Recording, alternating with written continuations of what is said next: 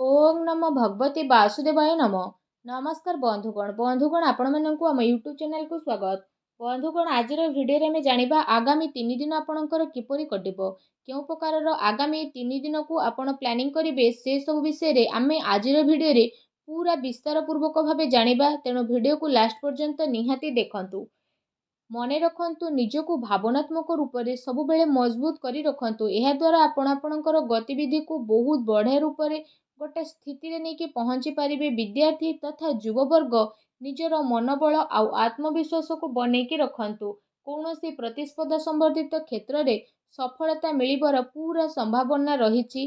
अतिरिक्त कार्यभार कारणरू आपणक व्यक्तिगत कार्य रे रोकावट मध्य आसी पारे। सेथिपाई व्यवस्थित दिनचर्या रखंतु। ए समय रे पिलांको सह निजर टाइम को स्पेंड करंतु तथा निजर समस्या को सुलझेबारे योगदान दियंतु। अटके थिबा पैसा को सावधान सह सुलझेबे। बिजनेस कार्य पूरा हेबा कारणरू प्रोब्लेम मध्य आसी पारे। ता सहित कोनोसी अनुभवी बा राजनीति व्यक्ति को सहाय्य नेबा आपणको पई फायदामान रहइबो। ता सहित ए समय रे कोनोसी प्रोब्लेम आसीबा कारणरू कोनोसी फ्रेंड्स को परामर्श आपणको पई बहुत भलो रहइबो। वैवाहिक संबंध मधुरपूर्ण रहइबो। लव पार्टनर को सह संबंध रे घनिष्ठता बढ़िबो। स्वास्थ्य रे अलस्वामी कारणरू अलस्वामी बा थकापुणा आपणको अनुभव होई पारे। ता सहित अधिक आराम नेबार ए दिन रे आवश्यकता रही। कौनसी परिश्रम को आपण बहुत सरल सह हासिल करेंगे। से भूल ए दिन रे आदौ भी आपण करंतु नहीं। मानसिक आकस्मिक सुख शांति मध्य अनुभव हेबो। पिला माने निजर पाठपढ़ा प्रति एकाग्र चित्त रहिबे। दिनर उत्तरार्धरे ग्रहर स्थिति किछि एपरि बनुछि कि नकारात्मक परिस्थिति रे किछि एपरि भूल करंतुनी, नहले परे आपनको बड़ प्रोब्लेम फेस करबा पई पड़ी पारे।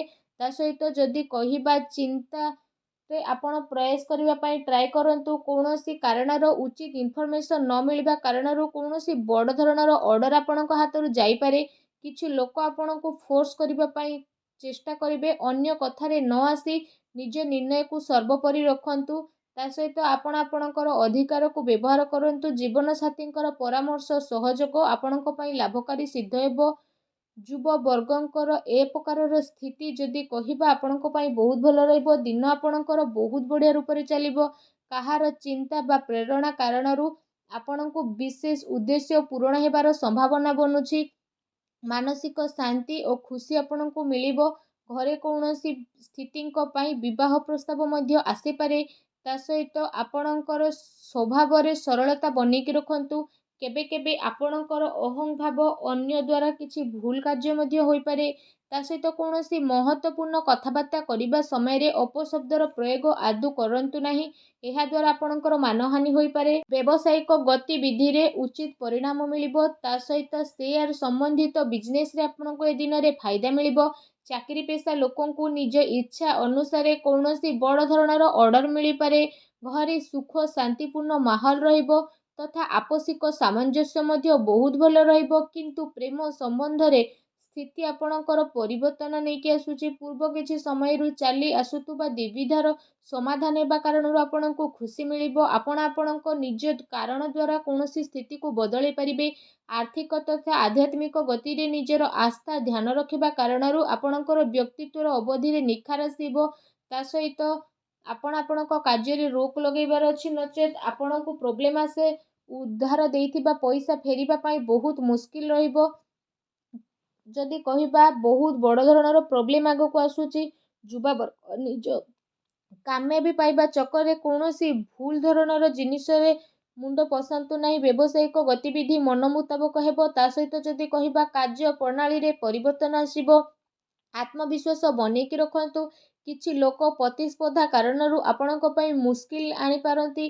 सेथिपई सचेतन रहिबार अति आवश्यकता रही। पारिवारिक व्यवस्था बहुत बढ़िया रखिबा पई बाहर व्यक्तिंकर हस्तक्षेप परिवार रे आदौ भी करिबा पई दियंतु नाही।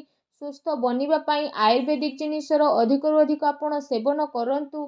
ता सहित जदि कहिबा तो आपण निजर योग्यता उपरे विश्वास रखंतु तथा कौनसी भी सहायता उपरे विश्वास करंतु नाही। जदि विशेष भाव में कहिबा एहा द्वारा आपणको बहुत भल परिणाम प्राप्त हेबो। आपणकर भल परिणाम और दिनचर्या आपणको व्यक्तित्व रे आसीबो और परिवर्तन नेकी आसीबो। ଗ୍ରହଙ୍କର ସ୍ଥିତି କିଛି ଏପରି ରହିଛି ବିନା କାରଣରେ ଆପଣ ଟେନସନ୍ ବା ଚିନ୍ତାରେ ରହିବେ। ଏ ସମୟରେ କାହା ଉପରେ ଆଦୌ ବି ଭରସା କରିବା ଆପଣଙ୍କ ପାଇଁ ଠିକ୍ ହେବନି। ଅନ୍ୟର ପରାମର୍ଶ ଆପଣଙ୍କୁ ଭ୍ରମିତ କରିପାରେ। ଠିକ୍ ହେବ କି ନିଜକୁ ବେଷ୍ଟ ରଖିବା ପାଇଁ ଟ୍ରାଏ କରନ୍ତୁ। କୌଣସି ପ୍ରକାରର ବ୍ୟବସାୟିକ ନିର୍ଣ୍ଣୟ ନେବା ପୂର୍ବରୁ ସମୟ ଅନୁକୂଳ ରହିବ ନାହିଁ, ଆପଣଙ୍କୁ ଘାଟା ହୋଇପାରେ।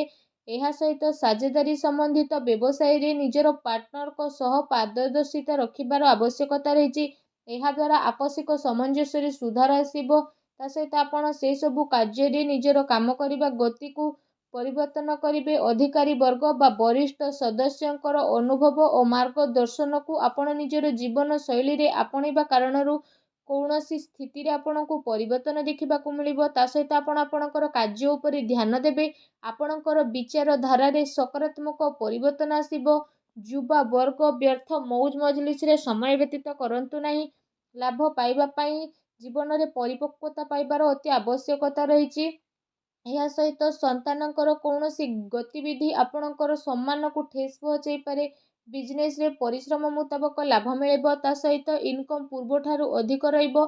କିନ୍ତୁ କୌଣସି ବି ବ୍ୟବସାୟ ସମ୍ବନ୍ଧିତ ମହତ୍ତ୍ୱପୂର୍ଣ୍ଣ ନିର୍ଣ୍ଣୟ ନେବା ପୂର୍ବରୁ ଭାବି ଚିନ୍ତି କରିବାର ଅତି ଆବଶ୍ୟକତା ରହିଛି। ଚାକିରି ପେଶା ବ୍ୟକ୍ତିଙ୍କୁ ନିଜ କାମରେ ଅଧିକ ଧ୍ୟାନ ଦେବାର ଆବଶ୍ୟକତା ରହିଛି। ପତି ପତ୍ନୀ ସମ୍ବନ୍ଧକୁ ମଧୁର ବନେଇକି ରଖିବେ। ଆପୋଷିକ ତାଳମେଳ ରହିବା ବହୁତ ଭଲ ଆପଣଙ୍କ ପାଇଁ ରହିବ। କୌଣସି ବିଶେଷ ବ୍ୟକ୍ତିଙ୍କ ଦ୍ୱାରା ପ୍ରଭାବିତ ହୋଇ ଆପଣ ଆପଣଙ୍କ ଦିନଚର୍ଯ୍ୟାରେ କିଛି ପରିବର୍ତ୍ତନ ଆଣିବା ପାଇଁ ଚେଷ୍ଟା କରିବେ। ତଥା କିଛି କାର୍ଯ୍ୟକୁ କରିବାରେ ଆପଣଙ୍କର ଧ୍ୟାନ ମଧ୍ୟ କେନ୍ଦ୍ରିତ ହେବ।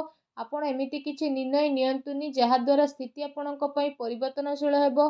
କୌଣସି ସମ୍ବେଦନଶୀଳ ବ୍ୟକ୍ତିଙ୍କ ହସ୍ତକ୍ଷେପ କାରଣରୁ ଆପଣଙ୍କ କାର୍ଯ୍ୟରେ ବହୁତ ବାଧା ଆସିବ। କେବେ କେବେ ଆପଣଙ୍କର ରାଗ ଆଉ ଜିଦ୍ ଏସବୁ ଆପଣଙ୍କର ପାରିବାରିକ ବ୍ୟବସ୍ଥା ଉପରେ ପ୍ରଭାବ ପକାଇପାରେ। ସକାରାତ୍ମକ ବନେଇ ରଖିବା ପାଇଁ ଆପଣ ଚେଷ୍ଟା କରନ୍ତୁ। ଏହା ସହିତ ଯଦି ବିଶେଷ ଭାବରେ ଆମେ କହିବା, ସାବଧାନ ରୁହନ୍ତୁ, କାରଣ କାର୍ଯ୍ୟସ୍ଥଳରେ ଆପଣଙ୍କ ଉପସ୍ଥିତି ଆଉ ଫୋକସ୍ ରଖିବାର ଆବଶ୍ୟକ ରହିଛି। ଏହାଦ୍ୱାରା ବ୍ୟବସାୟରେ ଆପଣଙ୍କର ପରିଶ୍ରମର ଫଳ ମିଳିବ। ଚାକିରି ପେଶା ବ୍ୟକ୍ତି ବିଶେଷଙ୍କୁ କାମର ଅଧିକତା ରହିବ। ଏହା ସହିତ ଯଦି କହିବା, ପାରିବାରିକ ସଦସ୍ୟଙ୍କର ବ୍ୟକ୍ତିଗତ ଦିନଚର୍ଯ୍ୟାରେ ରୋକଠୋକ କରନ୍ତୁ ନାହିଁ। ଅନ୍ୟ ଗତିବିଧି ସହିତ ନିଜର ସ୍ୱାସ୍ଥ୍ୟ ପ୍ରତି ମଧ୍ୟ ସଜାଗ ରଖନ୍ତୁ। ଦିନର ଆରମ୍ଭରୁ ହିଁ କୌଣସି ଶୁଭ ସମାଚାର ମିଳିବା କାରଣରୁ ଦିନ ସୁଖଦପୂର୍ଣ୍ଣ ରହିବ। କୌଣସି ଭଲ କାର୍ଯ୍ୟ ଆରମ୍ଭ କରିବା ଦ୍ୱାରା ଯଦି କହିବା, କାମ କାର୍ଯ୍ୟ ତଥା ପାରିବାରିକ ଜିମ୍ମେଦାରୀ ଭିତରେ ତାଳମେଳ ବନେଇକି ଆପଣ ରଖିବେ। ଏହା ସହିତ ଯଦି କହିବା, କିଛି ଜିନିଷ ବନେଇବାରେ ଆପଣ ସଫଳ ରହିବେ। ବ୍ୟବସାୟିକ ଗତିବିଧି କାରଣରୁ ଯଦି ଆପଣ ଯୋଗ୍ୟତା ଆଉ ପରିଶ୍ରମ ଦ୍ୱାରା ଆର୍ଥିକ ସ୍ଥିତିକୁ ବନେଇକି ରଖିବେ। ମାର୍କେଟିଂ ସମ୍ବନ୍ଧିତ ଗତିବିଧି ଉପରେ ଅଧିକ ଧ୍ୟାନ ଦେବାର ଆବଶ୍ୟକତା ରହିଛି। ଲାଭଦାୟକ ସ୍ଥିତି ବନିବ, ଯାହା ଭବିଷ୍ୟତରେ ଆପଣଙ୍କର କାମରେ ଆସିବ। ସେଥିପାଇଁ ଯଦି କହିବା, ଯେଉଁ କାମ ପାଇଁ ଆପଣ ପ୍ରୟାସ କରୁଥିଲେ ଏବେ ସେହି ସବୁ ସମ୍ବନ୍ଧିତ ଖୁସି ଖବର ଆପଣଙ୍କୁ ମିଳିପାରେ। କିନ୍ତୁ ଅନ୍ୟ ଉପରେ ଆଶା ରଖିବା ଠାରୁ ଆପଣ ନିଜର ଯୋଗ୍ୟତା ଉପରେ ବିଶ୍ୱାସ ରଖିବାର ଅତି ଆବଶ୍ୟକତା ରହିଛି। ଏହାଦ୍ୱାରା ଆପଣଙ୍କର ମନୋବଳ ବଢ଼ିବ। ପ୍ରପର୍ଟି ସମ୍ବନ୍ଧିତ ମାମଲାରେ କୌଣସି ସମସ୍ୟା ଆପଣଙ୍କ ସାମ୍ନାରେ ଆସିପାରେ।